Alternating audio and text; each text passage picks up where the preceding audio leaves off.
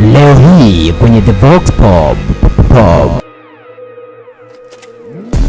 What's good ladies and gentlemen, this is the Vox Pop on the next one to pull up the content my people. Na moja kati ya big issue nje mipaka 255 ni story kuhusu comeback ya mahusiano ya Travis pamoja na bidada Kel. Na kama medula yako iko njema kwenye kutunza data, ni moja kati ya kapu ambazo zilifanya poa sana nje mipaka 255 miaka 2017.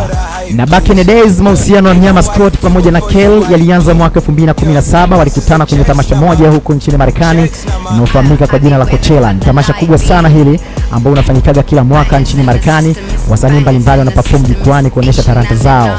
Kibongo bongo tunaweza tukatolea mfano kama vile Fiesta, na baada kidogo wakaanza marabidavi rasmi, na ndani ya miezi kadhaa ilikuwa 2018 Februari walibahatika kupata mtoto wa kike na wakamtitle kwa jina la Storm Webster.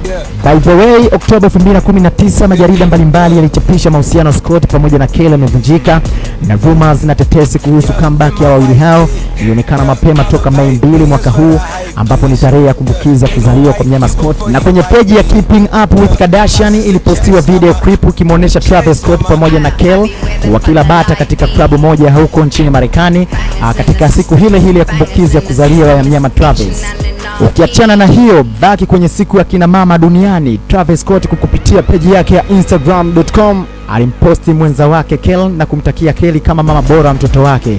By the way, ukweli wa comeback juu ya jambo hili, jana tarehe 21 Mei mwaka 2021 imeripotiwa na kituo cha TMZ kuwa Travis Scott pamoja na Kel wamerudiana katika mahusiano yao, lakini katika kurudiana wamerudiana katika condition kubwa ambayo inajulikana kama open relationship, mahusiano ya wazi. Ni mahusiano fulani vya kinyamwezi, yani mnakuwa katika mahusiano lakini kila mmoja yuko busy na issue zake, lakini yanakuwa ni mahusiano ya furaha.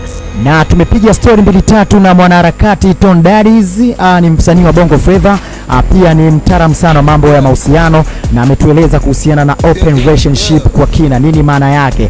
Yo Ton Daddies, what's good bro? Kwa upande wangu ninavyofahamu kuhusu hii open relationship au kwa lugha nyingine wanasema non-exclusive relationship, ni aina ya mahusiano ambayo wenza wanakubaliana, yani kunakuwa na makubaliano kati ya wapenzi kwamba tuna date, lakini wewe una uwezo wa kuwa na mpenzi mwingine na mimi nina uwezo wa kuwa na mpenzi mwingine kwa makubaliano.